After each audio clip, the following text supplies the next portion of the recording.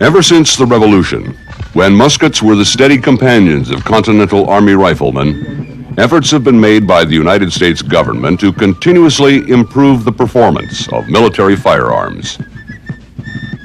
In 1777, the first official muskets were built in Springfield, Massachusetts.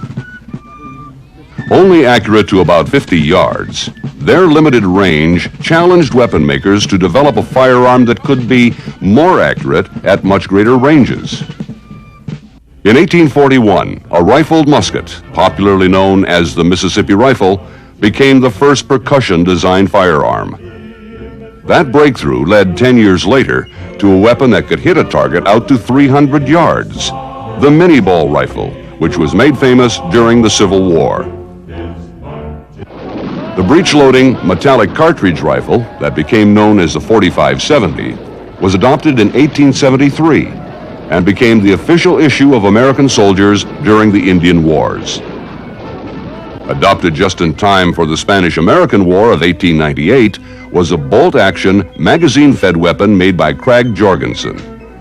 Unfortunately, soldiers armed with the new Krags found that they were being outranged and outshot by the German-developed Mauser.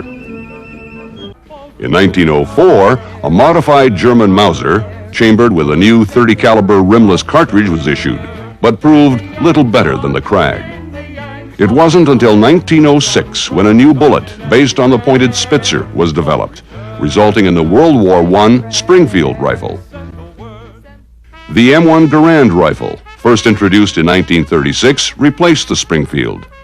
Featuring a gas-operated rotating bolt, the .30 caliber firearm was a steady performer during both World War II and Korea. Replacing the M1 in 1957 was the lighter M14, a 7.62 millimeter rifle with a detachable 20-round magazine, which could fire both single shots and automatically. 20 years later, a 5.56 millimeter rifle, the M16, with an effective range of 460 meters, replaced the M14 and became the soldier's best friend in Vietnam. It fired the lighter ammunition much faster.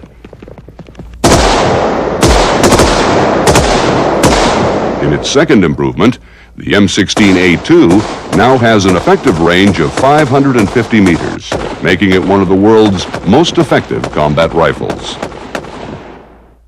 Why then does the military need a new rifle if the M16 meets its toughest combat standards? Because riflemen will need a weapon with significantly higher hit probability on the projected highly lethal battlefield of the 21st century. Rifle effectiveness in combat is poor because targets are hard to find, aim at, and hit, especially when the shooter is exposed to life-threatening conditions. Thus, one way to significantly improve marksmanship is to improve the rifle. So, new evolutionary technologies must be examined today to meet tomorrow's needs. Under static test conditions, the M16 can hit a target the size of a kneeling man 100% of the time to ranges beyond 300 meters. Even at 700 meters, the probability of hit per trigger pull is greater than 60%. Even in an unstressed environment, when the M16 is placed in the hands of a shooter, its performance drops considerably beyond 100 meters. In the Army Standard Record Fire Course, the probability of hitting targets at 300 meters is less than 70%. Under the added stress of combat, the military projects a much more significant drop-off in effectiveness, with only a 10% chance of hitting a 300-meter target. To meet this challenge, the Defense Department has begun an intensive search for a weapon technology that will at least double the effectiveness of the rifleman in combat. The Army, acting as the lead agency in the Defense Department's Joint Service Small Arms Program, has contracted with 4 of the world's leading weapon designers to explore new technologies. One way to increase hit probability is to fire more than one projectile per trigger pull.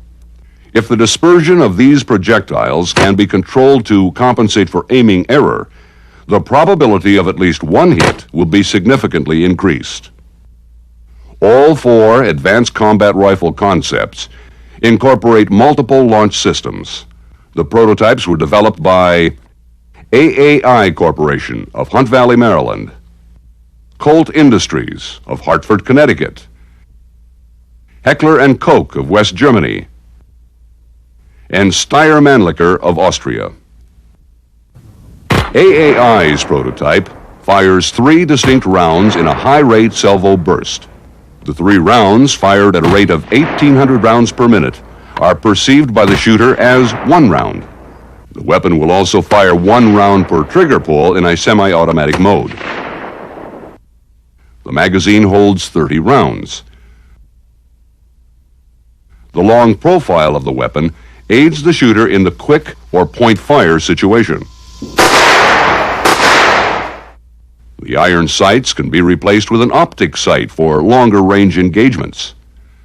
The AAI weapon fires a 10.2 grain steel dart called a flechette. These thin stabilized projectiles are fired at a muzzle velocity of 4,600 feet per second. The projectile's low drag and high velocity produce an extremely flat trajectory. The flechette's low muzzle impulse permits greater control of the salvo burst.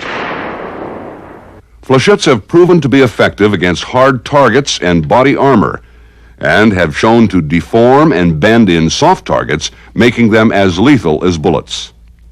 The Colt weapon has evolved from the M16A2 design.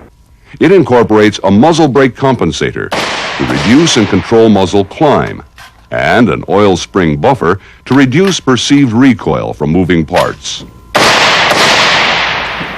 Human engineering designs have resulted in a weapon with a sight rib for point fire and an adjustable buttstock to better fit the shooter. Like the M16, the magazine capacity is 30 rounds. This weapon can also be fitted with either iron or optic sights. The 5.56 millimeter duplex ammunition contains 2 bullets in the same cartridge case. For each round fired, 2 bullets travel to the target. The first bullet travels to the aim point, while the second is offset in a controlled pattern. In addition to the duplex ammunition, the Colt weapon can also fire the current M16 NATO standard round. The round would be used primarily for long-range engagements. The Heckler & Koch prototype, like the AAI, fires a 3-round salvo burst. From there, the similarities end. H&K's bullpup design, so described because its working mechanism is housed in the stock, fires caseless ammunition. By eliminating the extraction cycle, it can fire a salvo burst at a rate of 2,100 rounds per minute. The weapon also fires single shot or fully automatic at 400 rounds per minute. The mechanism consists of a rotating chamber and a recoiling system that delays the recoil until after the 3rd bullet has left the muzzle. The single-row magazine located on top of the weapon holds 45 rounds. The sighting system consists of a dual-power integral optic sight. Its caseless ammunition weighs half as much as the M16's and is 40% smaller, a significant benefit to the rifleman. The round consists of 1 solid block of high ignition temperature propellant with a bullet inside. H&K's weapon and ammunition, with the exception of the optic sight, is identical to the G11 rifle being tested by the German government. The Steyr weapon, also a bullpup configuration, is the simplest design of all the prototypes. Its cylindrical plastic-cased flechette ammunition is fed in a straight line from the magazine into the chamber, which rises to the firing position. The weapon fires single shot, or a 3-round burst, at a rate of 1,200 rounds per minute. The current magazine capacity of the weapon is 24 rounds. The Steyr weapon can be configured with iron, or dual-power optic sights. Its plastic telescope cartridge weighs half as much as the M16 round and is ejected from the bottom, eliminating ejection problems with left or right-handed shooters. The round features a side-initiating primer and fires a flechette at 4,900 feet per second. The various technologies represented by these four concepts will be evaluated in a field experiment with Army and Air Force shooters on a specially designed range. As a control measure, the M16A2 rifle will be used alongside the new weapon prototypes. Not only are the technologies represented by the weapons new, so is the test range, which the Army has designed to measure and assess the effectiveness of the systems. Buckner Range, located at Fort Benning, Georgia, was totally redesigned and instrumented to provide more precise firing information than has ever been gathered before. Run by a specially designed computer system, its two firing lanes, which can be run independently, can present pop-up and moving targets from ranges of 25 meters to 600 meters. The location and behavior of targets have been designed to replicate the large aiming errors experienced in combat. Using curved rods that sense the shock waves created by supersonic projectiles, the system will record where each round penetrates the airspace around the targets out to 300 meters. Thus, the system will be able to measure both hits and misses, providing valuable information to the Defense Department in assessing the effectiveness of the prototypes. Exposure times for these pop-up targets will vary from as little as 1.5 seconds to as long as 10 seconds at longer ranges. Moving targets are located at ranges of 75, 150, and 225 meters. Selected moving targets are also covered by a series of curved rod sensors to maintain the airspace penetration window around the entire 60-foot length of travel. Moving targets are exposed for 3 or 5 seconds. Their two operating speeds of 6 and 12 feet per second simulate walking and running targets. The computers will control the behavior of the targets in the test. Rapidly appearing multiple, stationary, and moving targets will challenge the firers.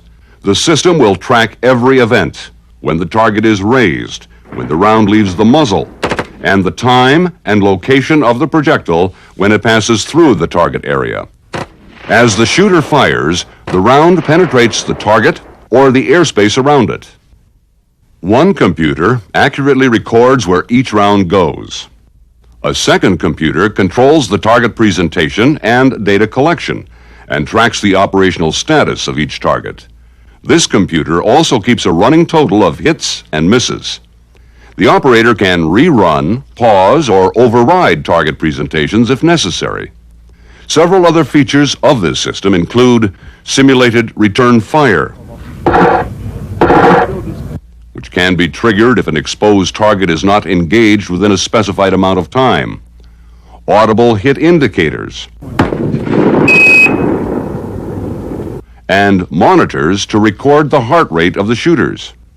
To further stress the shooter, the Army and Air Force participants will exercise just before firing and will have the added pressure of team competition. But the primary stress comes from the range itself. Firers won't know which targets will appear, how many will appear at one time, how long they will be exposed, or whether the target will be moving, and if so, how fast. Additional stress will be caused by the wide target area. The results of these tests, scheduled through the end of 1990, will be assessed by the Armed Services' future needs. If these technologies get the go-ahead, U.S. servicemen could have a new combat rifle in their hands by 1996.